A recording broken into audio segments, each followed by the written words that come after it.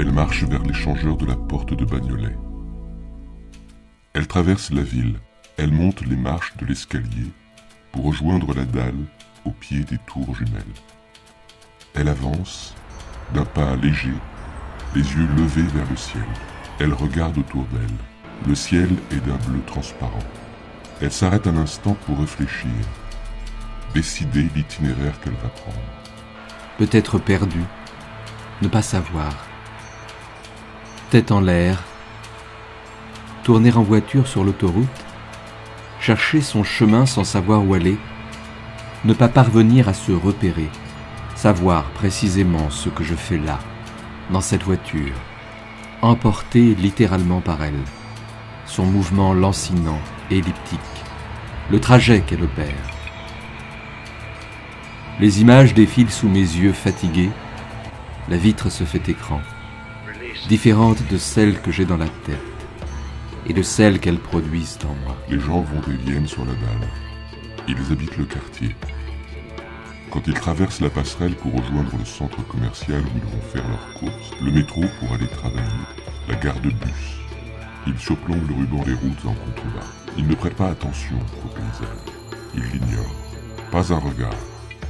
C'est comme s'ils avaient le vertige, une peur de cet appel et l'impossibilité de s'en sortir, de s'éloigner de ce lieu. La route se profile à l'horizon. C'est une invitation au départ. Mais il faudrait faire la route à l'envers, rebrousser chemin. Ça me rappelle le disque de Fréhel qu'écoutait Jean-Pierre Léaud dans le film de Jean Eustache que tu m'avais fait découvrir. La maman et la putain.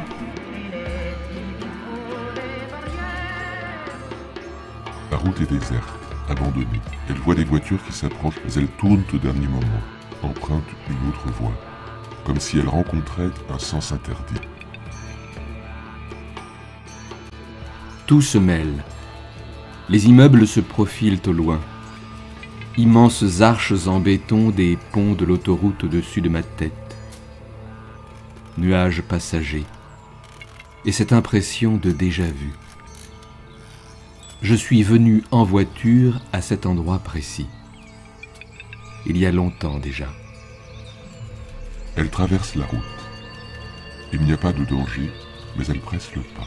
Elle ne veut pas rester au milieu de la route dont la pente inclinée la conduit vers un lieu qu'elle ne connaît pas encore, mais qui l'attire. On dirait un jardin à l'abri des regards. Elle marche lentement pour ne pas trébucher. Le rebord de la route est défoncé. Des trous pourraient précipiter sa chute. Elle parvient enfin dans ce lieu reterré, à l'abri. Tu cherchais des réponses en partant de l'idée que le monde restait à explorer et qu'il demeurait une énigme. Sous le ruban des routes, au-dessus de sa tête, les voies de garage pour entrer au parking couvert, que peu de voitures utilisent finalement. Elle s'avance sur le terre-plein central, de la terre, de l'herbe et des arbustes ont poussé là. On dirait vraiment un jardin. Elle a l'impression de se situer entre le rêve enrêvé et le rêve éveillé, entre le sol et le ciel, entre le monde observé et la vision hallucinée, entre les ténèbres et la lumière. Les zones d'ombre imperceptibles ou dissimulées restaient nombreuses. Il existe des mondes parallèles hors de notre portée. C'est ce que tu me disais à l'époque. C'était la zone ici, une bande de terrain vague occupée par une population très pauvre. Entre 1953 et 1973, les zoniers migrèrent dans un mouvement circulaire tout autour de Paris, au rythme de la construction du périphérique qui finit par engloutir entièrement la zone. L'ambition sociale qui était de reloger sur place les anciens zoniers ne sera pas respectée. Ils iront à Pantin, Bagnolet ou Orly. Un certain nombre continuera de camper très longtemps sous le périphérique parisien ou à ses abords. Le périph', en écho au fortif. Un espace affranchi des lieux et du temps. La voiture tourne en rond, monte et descend, mon corps ballotté d'un côté et de l'autre de l'habitacle, surpris par le vertige, suspendu entre ciel et terre, une vingtaine de mètres au-dessus du sol. L'impression d'avoir les yeux bandés.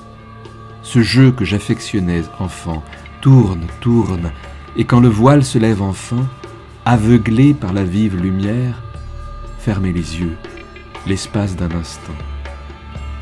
Tout se brouille, le corps chancelant, déboussolé. Elle se souvient de ce que tu lui as raconté sur cet endroit. Tu lui en avais parlé au moment de votre rencontre. C'est une manière de te retrouver, de venir là sans toi, de penser à toi.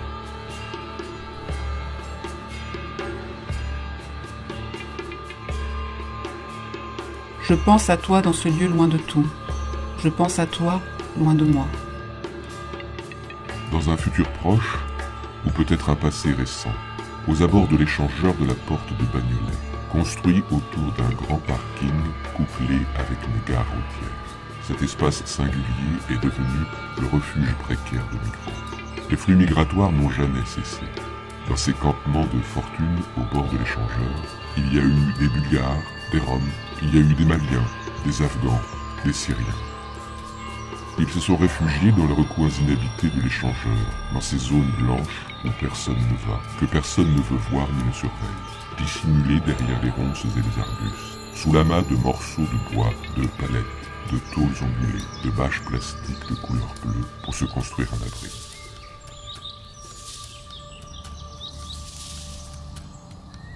Hors temps et hors lieu, entre chez soi et les terres étrangères, entre regrets et potentialités.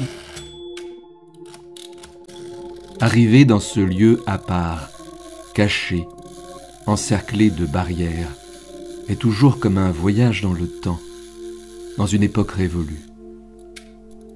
C'est comme entrer dans une bulle, sorte de kyste immobile coincé entre le flux incessant des véhicules, des passagers, des migrants, des marchandises. Tu m'écrivais, comment le monde pourrait-il encore nous surprendre ? Des images de transit dévoilent des ombres et des abysses, proposent des constellations et des souffles. Elles se tiennent juste là, devant ses yeux écarquillés, comme ces lignes artificielles, invisibles, que sont les frontières, dessinées par l'humain pour des raisons économiques, culturelles ou politiques. La tête à droite, à gauche, pour tenter de repérer un itinéraire, un chemin, une voie à suivre, une direction à prendre. La route effectue une boucle en bretelles d'autoroute et ponts suspendus dans le vide. Difficile de se résoudre à sortir de ce paysage répété à l'identique, de ces variations de récits surréels. Elle se tient droite, au milieu du jardin, la tête levée. Elle ne voit pas les voitures qui passent sur la route au-dessus d'elle. Elle ne voit pas les camions, mais elle entend le bruit des véhicules sous les voies de l'échangeur construites en dalles de béton précontraintes, légères et disjointes, pour laisser pénétrer la lumière du jour jusqu'en bas. Cette place aménagée sous l'échangeur, en réserve, tu l'appelais la zone, en souvenir du film de Tarkovsky que tu aimais tant. L'histoire de ces hommes, un écrivain et un physicien, guidés par un passeur, le stalker, à travers un no man's land où les fondamentaux de la physique sont altérés, pour trouver la chambre où, dit-on, les désirs les plus secrets s'exaucent. Ce film t'avait appris qu'aller droit au but n'est pas la route la plus sûre. Il faut emprunter des chemins détournés. On doit laisser ses défenses à l'entrée et cheminer désarmé. Ne jamais suivre deux fois le même itinéraire, ni sortir de la zone par où l'on est entré. Tu prétendais que cette zone était comme nous l'avions créée nous-mêmes, comme notre état d'âme, que ce que nous y trouvions ne dépendait pas de la zone, ça dépendait de nous. Les ombres des véhicules se projettent furtives sur les contreforts des bordures de la route. Le souffle du vent sur son visage, la chaleur d'un rayon de soleil, l'odeur de la poussière et du béton froid.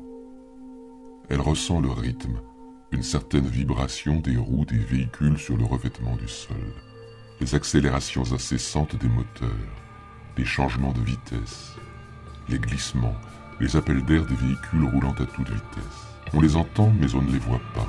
Leurs ombres se profilent sur les contreforts de la route, lui font signe de loin. Tu étais à la recherche de ces îles fantômes, ces îles dont l'existence, mentionnée sur des atlas pendant un certain temps, en a été ensuite retirée parce qu'il a été prouvé qu'elles n'existaient pas. Tu poursuivais l'enquête malgré tout, Il y avait de nombreuses raisons qui pouvaient expliquer ces fictions géographiques, des intérêts géopolitiques, économiques, des questions de droit, de mirages, d'illusions d'optique, d'erreurs humaines, de légendes. Tu te demandais parfois si, dans un monde hyper connecté et exhaustivement cartographié, il pouvait encore exister des terres inconnues. Les camions, les voitures nous doublent à vive allure. Personne ne nous regarde, chacun pour soi. Je me laisse conduire à la place du mort. Ne rien diriger, laisser juste glisser son regard par la fenêtre, tenter tout de même de voir quelque chose. Des bribes de réel. Avec la vitesse, c'est toujours compliqué. L'architecte de l'échangeur de la porte de Bagnolet voyait son projet comme un estuaire, avec une arrivée, un départ et, au milieu, une île. Sous les voies de l'autoroute construites en dalles de béton, la dalle du parking est restée désespérément vide pendant très longtemps, offrant au regard l'aspect d'un immense monolithe de béton aveugle. On a imaginé une salle de sport, une patinoire, un vélodrome et une salle de concert avant de construire à la place un vaste centre commercial. Plus de 180 000 automobilistes empruntent ce réseau chaque jour. Là, les rubans grisés de l'autoroute qui dessinent des S semblent s'enlacer à l'infini. En contrebas, une structure en béton nu sépare les deux autoroutes. Tu parlais de monuments fantômes qui ont traversé le temps. Tous ces lieux n'existent plus depuis longtemps déjà. En tout cas, plus comme on peut les observer sur ces images. Je continue pourtant à les voir, ces lieux, à les arpenter, ces routes vertigineuses, à refaire ce parcours en boucle. Ici, le temps s'éternise. Une succession d'événements extraordinairement vains est en cours. Le décor prend des initiatives, mais elle n'y prête pas vraiment attention. Cela ressemble à un faux départ. Rien ne se réalise et le réel bégaye. Elle se souvient. C'est un temps qui ne peut pas se clore. Même si ces images s'effacent peu à peu ou viennent à disparaître, j'en préserve en moi un double sans pareil. Un trajet intime. Un chemin qui s'ouvre en toi.